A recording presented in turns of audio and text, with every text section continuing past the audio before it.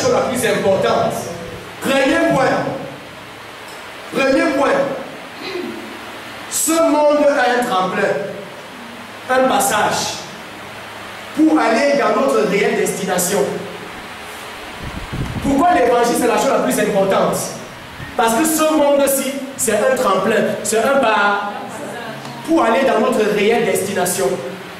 Beaucoup de gens vivent sur cette terre comme si la vie finit ici. Je vous dis la vérité, ce monde-ci c'est un passage.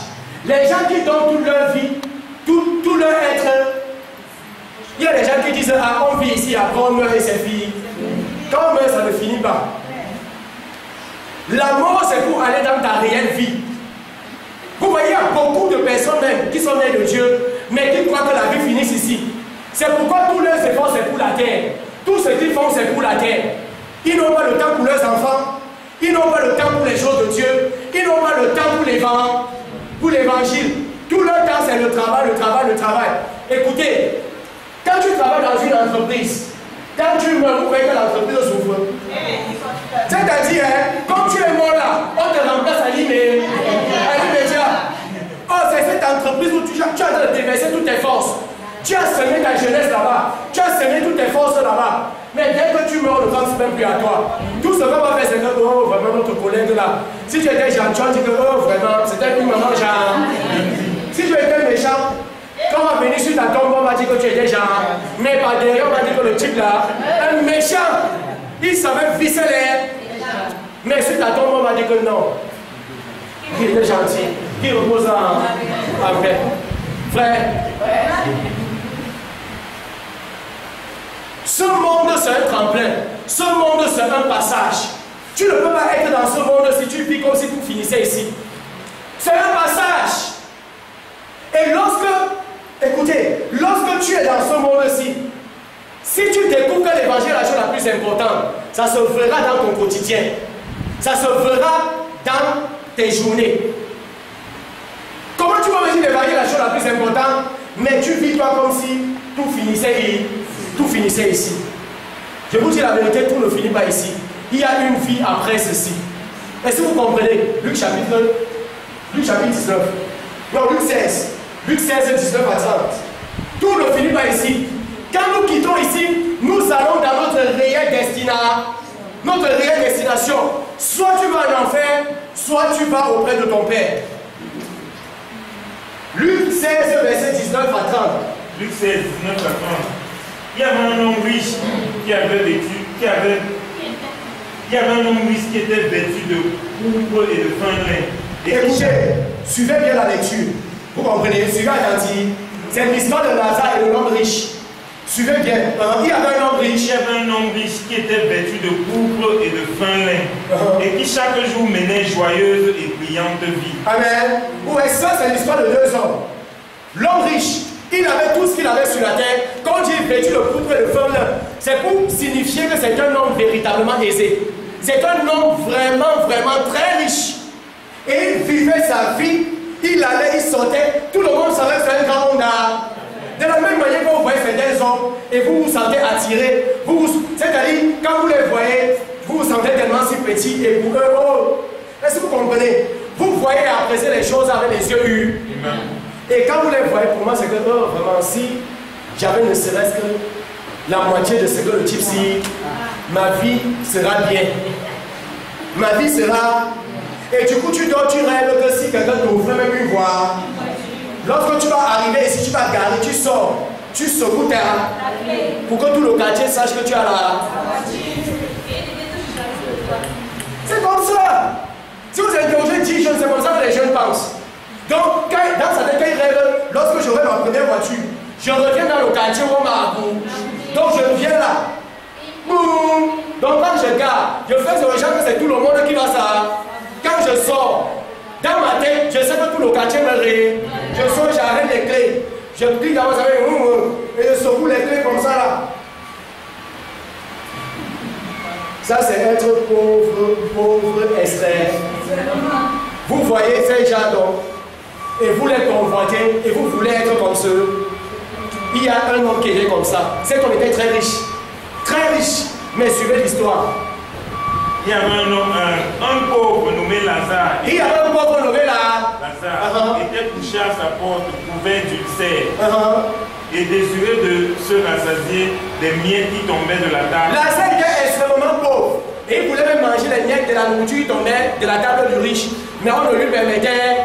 Vas-y rapidement. Et même les chiens venaient encore lécher ses ulcères. Le pauvre mourut et fut porté par les anges dans le sein d'Abraham. Regardez, le pauvre est. Écoutez, même si tu vis ici 100 ans, un jour tu vas partir. Même si tu vis ici 200 ans, un jour tu vas partir. Ce monde n'est pas ta destination. Nous avons notre réelle destination finale. La réelle destination, c'est après ce monde-ci. Parce que là-bas, c'est pour l'éternité. Est-ce que vous comprenez? L'évangile, c'est la chose la plus importante à cause de ceci. Ce monde n'est pas notre réelle destination. Ce monde, c'est un tremplin pour la véritable destinée. Le pauvre est mort et les anges l'ont transporté où? Dans le sein d'Abraham, c'est-à-dire auprès de Dieu. Le riche mourut aussi et fut enseveli. Le riche mourut et fut enseveli. Le riche est parti où? En enfer. Bon, quand on dit que le riche allait en enfer, ce n'est pas pour dire que les hommes riches partent en enfer. C'est que lui là, il n'était pas en Christ. Amen. Si les hommes riches devaient aller en enfer, c'est que moi aussi je vais aller en enfer. Mais comme je ne veux pas aller en enfer, je suis né de. Donc, ne comprenez pas l'histoire si vous dites seulement que non, les riches là, ils vont partir en enfer. Non, sinon c'est moi aussi pas en enfer. Je suis extrêmement. Et dans la salle, c'est ceux qui a trop de gens riches. Où sont les riches là? Faites un you-you! Alléluia! Ça veut dire que nous sommes bien accompagnés. Une compagnie de riches. Alléluia! C'est ce que la Bible dit, non? Les bonnes compagnies corrompent les bons. Alléluia! Et il est bon de marcher avec les gens qui ici à la Cali. Les riches marchent avec les riches. Écoutez, les pauvres ne marchent pas avec les riches. Les riches marchent avec les. Écoutez, si vous allez dans le cercle de femmes brillantes, vous n'allez trouver aucun pauvre là-bas. Vous comprenez? Il n'y a aucun pauvre dans le cercle de femmes brillantes. Il n'y a aucun pauvre dans le cercle de notre président. Aucun. Je n'en connais aucun. Parce que moi je le côtoie. Aucun. Vrai? Les riches marchent avec les riches. Les pauvres avec les pauvres. Il n'y a pas encore une minute pour les hommes riches.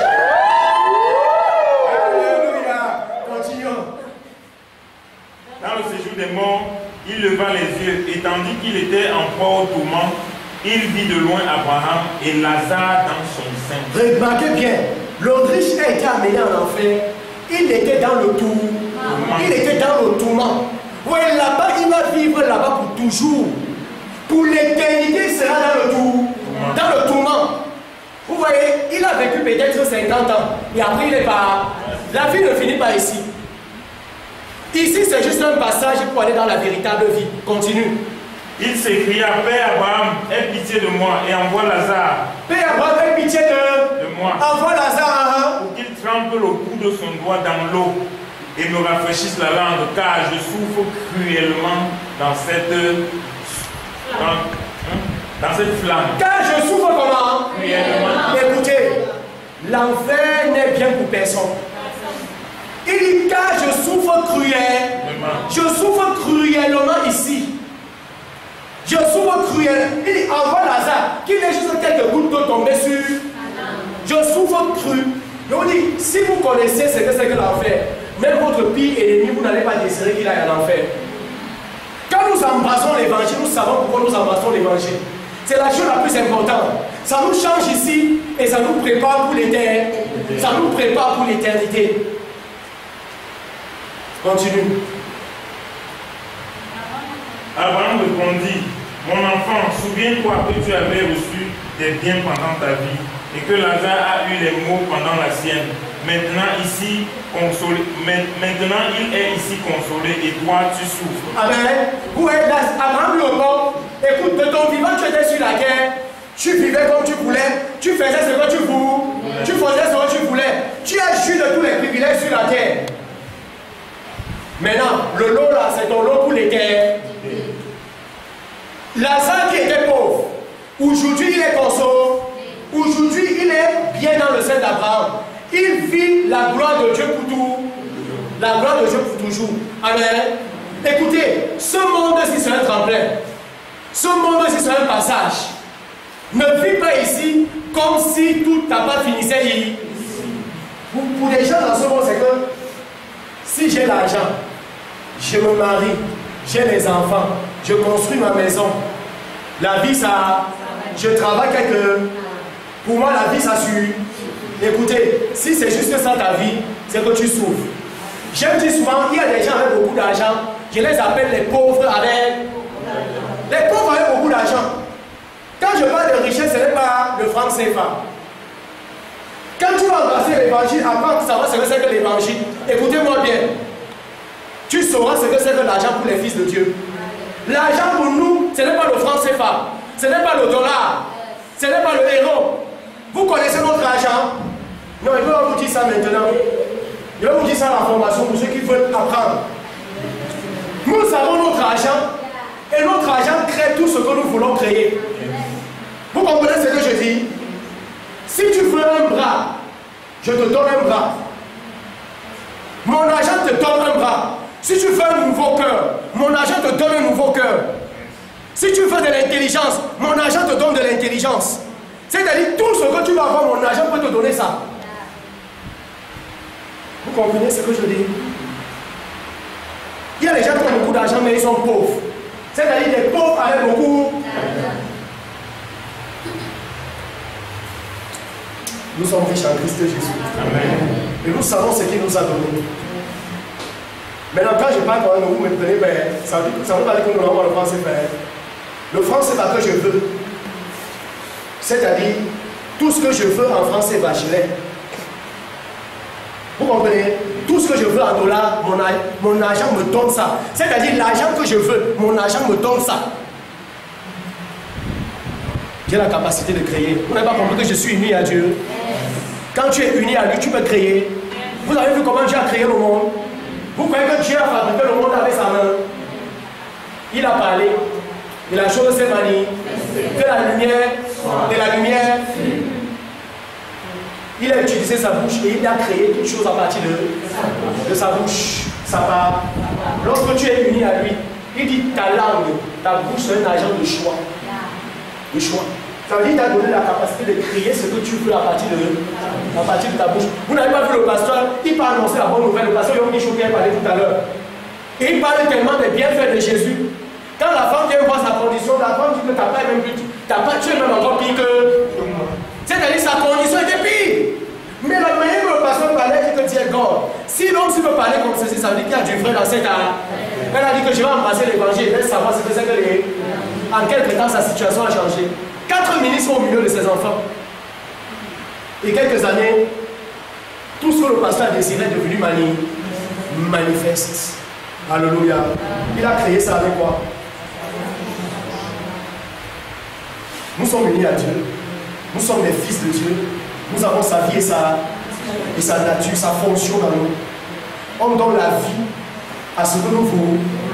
C'est pourquoi quand Dieu est riche, c'est de ceci dont nous sommes en train de parler.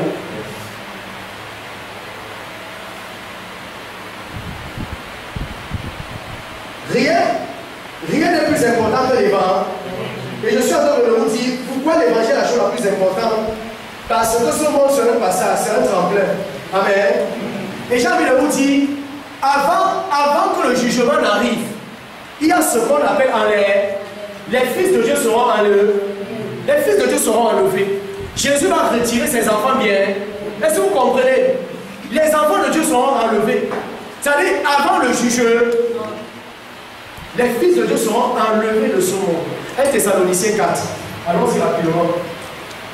1 Thessaloniciens 4, verset 15 à 18. Écoutez, ce monde-ci, ce n'est pas notre destination. Comme vous nous voyez ici présentement, à un moment donné, nous ne serons plus là. Nous serons nous allons aller rejoindre notre Seigneur dans les airs. Et suivez bien ce texte, vous en plaît. 15, verset 15. Voici en effet ce que nous... À haute voix. Voici en effet ce que nous vous déclarons d'après la parole du Seigneur. Voici en effet ce que nous vous déclarons d'après la parole du Seigneur. Nous les vivants, restés pour l'avènement du Seigneur. Nous les vivants, restés pour l'avènement du Seigneur. Nous ne dévancerons pas ceux qui sont morts. Nous ne dévancerons pas ceux qui sont morts. Car le Seigneur lui-même a un signal donné à la voix d'un archange et au son de la trompette descendra du ciel. Écoutez, à la voix de l'archange, au son de la dernière trompette, notre Jésus, notre Seigneur qui est monté, il va redescendre. Mais il ne viendra pas sur la terre, il va rester dans les nuées. Et les morts en Christ ressusciteront. Et les morts en Christ. Tous ceux qui se sont endormis en Christ. Tous ceux-là en qui Christ a. Et les morts en. Continue. Ressusciteront premièrement. Ils ressusciteront premièrement. Écoutez, les gens de votre famille qui sont morts en Christ, ils vont ressusciter bientôt pour rejoindre Jésus dans les airs. L'enlèvement, c'est pour bientôt. Je sais que beaucoup de chrétiens ne croient pas à ça, mais nous croyons à sa parole. Car la vie se trouve où? Dans la parole. Les morts en Christ ressusciteront en premier. Je vous ai dit que ce monde-ci, c'est pas notre destination. Continue. Ensuite, nous les vivants qui serons restés. Nous serons tous ensemble enlevés avec eux sur des nuées. Nous serons tous ensemble enlevés. Le monde doit vivre un événement historique. Un événement jamais vécu dans l'histoire de l'univers. Ce sera une secousse pour le monde entier. Tous ceux qui sont en Christ, tous ceux à qui Jésus habite, tous ceux à qui Christ est tabernacle en eux, tous ceux-là seront enlevés. Premièrement, ceux qui sont morts vont ressusciter. Et avec nous, nous allons nous élever dans les nuées. Dans la nuée. Ce sera un clin d'œil. Ce sera un bouleversement dans le monde. Écoutez, le Jésus dont je vous parle, c'est un Jésus dont je vois. Je sais que pour beaucoup de chrétiens, c'est comme si Jésus, on ne le voit. Nous le voyons, nous qui sommes nés de lui. Et ce qu'il dit, c'est une réalité. Nous serons enlevés. Continue. À la rencontre du Seigneur dans les airs. Et nous allons rencontrer notre Jésus dans les airs. Ainsi nous serons toujours avec lui. Nous serons pour toujours, éternellement avec lui. Oh Dieu God, voilà notre assurance. Voilà ce qui nous réjouit. Voilà ce que l'évangile apporte comme espérance. Nous serons enlevés. Nous serons enlevés. Et nous allons vivre avec lui pour toujours. Ce monde-ci, c'est un passage, c'est un tremplin. Je ne peux pas donner mon énergie, toute mon énergie pour ce monde-ci. Non. Toute mon énergie est donnée pour l'évangile de Christ. Toute mon énergie est donnée pour l'évangile de Christ. Mon temps est donné pour l'évangile de Christ. Mon argent pour l'évangile de Christ. Mes journées pour l'évangile de Christ. Ma vie transporte la puissance de l'Évangile. Est-ce que vous comprenez? Je n'essaie pas de dire que je ne travaille plus. Je vous ai dit j'étais en entreprise. Même en entreprise, je suis devenu le pasteur de la. Plusieurs ont cru dans cette entreprise à cause de moi. C'est là où ma femme est sortie. Voici mon épouse. Amen. Oui, je ne travaille pas avec elle. M'enlève pas l'ordi. Dans cette entreprise-là, j'ai rencontré son frère aîné. Il a été gagné, n'est-ce pas? Il a été enseigné. Il a été baptisé. Après, il m'a emmené à la famille. Même j'arrive dans la famille, le Seigneur m'utilise pour bénir encore la vie des pères. Et maintenant, Dieu a dit que non, je te bénis aussi. Et le Seigneur m'a donné une charmante épouse. Charmante comme son mari. Alléluia. Oui, j'étais en entreprise. Si ta vie c'est pour l'évangile, même quand tu es en entreprise, ta vie c'est pour les buts du roi. Ta vie c'est pour l'évangile. Quand je m'en vais, je suis allé en mission au nord et partout. Écoutez, l'évangile sortait et l'évangile affectait plusieurs personnes. Oh Dieu God. Vous voyez, nous ne sommes pas concentrés seulement pour l'entreprise. Je sais que je suis là pour l'évangile. Si le Seigneur me permet de travailler dans une entreprise, l'entreprise c'est un véhicule pour moi pour gagner des personnes. Est-ce que vous comprenez? L'entreprise c'est un véhicule pour gagner des personnes. Je dis souvent, je ne suis pas contre le voyage pour ceux qui veulent aller en bain. Si tu pars en bain te chercher, c'est que vraiment c'est misérable pour vous. Amen. Si vous savez, beaucoup de jeunes partent en bain pour se chercher. Si pour toi c'est que je pars en bain pour me chercher, je vais dire tu es pauvre. Mais si tu pars en bain À cause de l'évangile. Écoutez. Va en bain. À cause de l'évangile. Maintenant, si tu arrives, tu gagnes le héros et le dos. Tu nous envoies au. Amen. Mais tu gagnes les. Tu gagnes les âmes. Alléluia. Avec l'évangile. L'évangile doit être au centre de ta vie. Au centre de ta vie. En fait, ta vie doit être l'évangile. Donc, si tu veux te présenter désormais à quelqu'un, ne te présente pas comme je suis l'homme d'affaires d'un tel. Non! Ne te présente pas comme je suis l'enseignant de tel tel. Non! Voici comment je me présente. Quand j'étais en entreprise avant, vous comprenez? Je suis directeur commercial. Bah, non. Je voulais d'abord me rappeler du thème. C'était directeur commercial. Je suis pasteur, directeur commercial. Vous comprenez ce que je dis? Ou je suis missionnaire, directeur commercial. Ce n'est pas d'abord directeur commercial, pasteur ou directeur commercial, missionnaire. Je ne m'identifie pas à la chose qui me caractérise près. Je suis d'abord pasteur, missionnaire. Je ne suis pas directeur commercial. Directeur commercial, c'est après. Directeur commercial, c'est quoi? C'est une stratégie pour être dans l'entreprise et gagner les vies. Quand le temps est arrivé, j'ai dit au DG que bon, moi je quitte ton âme. Vous comprenez? Quand le temps est arrivé, qu'est-ce qu'il a fait? J'ai dit au DG que papa, on n'a pas eu besoin de me dire ça. Je savais que mon travail est fini là-bas. Il a dit, DG, papa, je m'en vais à la prochaine. Vous savez, il y a certaines personnes, c'est comme si leur travail c'est toute leur vie. Si on enlève le travail, ils n'ont plus